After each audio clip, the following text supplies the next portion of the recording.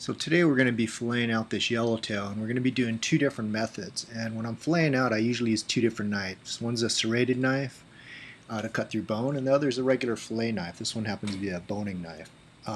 In both the quartering method and the half method, I do the same thing. So the quartering method we're going to do first, and what we're going to do is basically make a cut along the backbone right next to the dorsal fin and all the way down the fish. And we're actually going to be using this for both methods, starting out the same way. So you're going to cut along the backbone. Once you make that first incision, you can kind of feel the bone going up. And we're going to cut out the collars. The collars are actually an excellent piece of meat for the grill. So we'll make a kind of a 45-degree cut on that. You can see it better here. And we're going to cut by the anal fin, and the same thing. We're just going to trace those bones up and go nice and slow.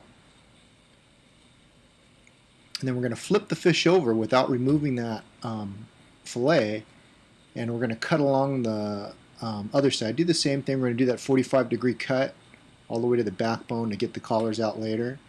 And again, we're going to use a sharp knife, and we're going to cut right along the side of that dorsal fin and just trace the bones as they go down.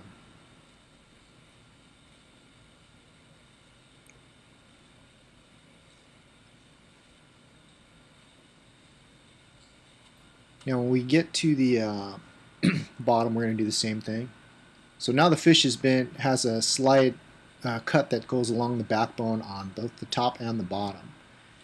Now the important thing to remember is when you're making these final cuts is to not cut all the way through to the tail where the whole meat would flop out. You want to leave a little piece, maybe like, I don't know, a couple inches, just so you can get your thumb in there later. Now we're just going to slide that backbone, or slide the knife.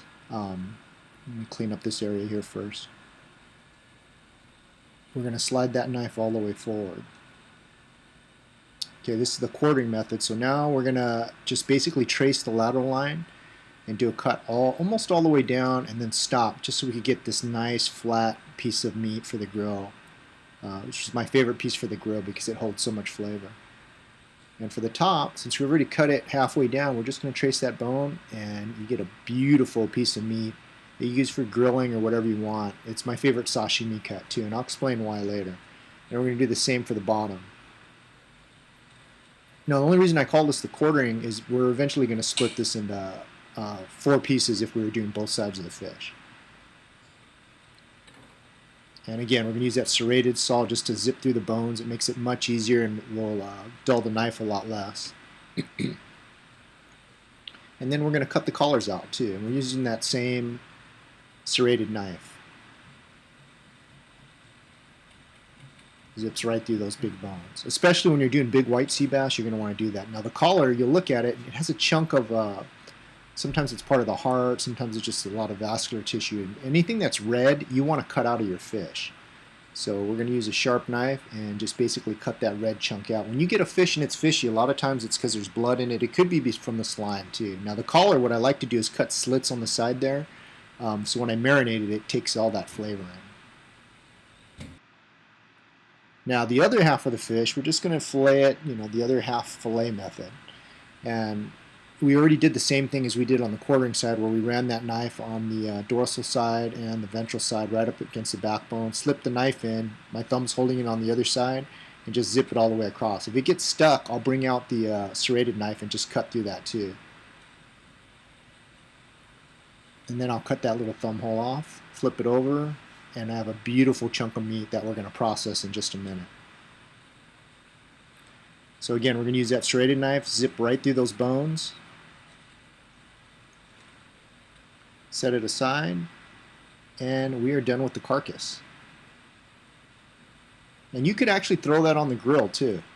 So now we're going to come back to our pieces of meat that we had filleted off, both the the quartering and the half fillet. And for the half fillet, again, I cut that same piece off for the tail piece. It's a nice flat piece. It's great for the grill. It's thin, it cooks fast, it seasons well, and I'll throw that in the bucket by my feet. The bucket down there is usually I keep it chilled with iced salt water if possible.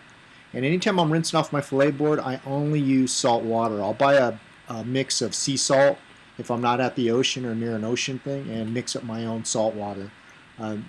basically keeps the meat from getting grainy. Now I'm going to just cut straight down that bloodline that's in the middle, almost about where the lateral line would be, and it's very obvious on all fish. And that'll separate it out to two different pieces. Now the top piece is what I use for sashimi, and to make it easier to handle, I'll cut it up in chunks. And the part that had the spear hole in it, I'm going to save that for smoking later on. So there's our sashimi chunk. It's the top. That little blood chunk that's in there, it's triangular. We're going to fillet that all out later on, and I'll show you. And any of the red blood that's on there as well, we'll fillet off. Let me trim this off.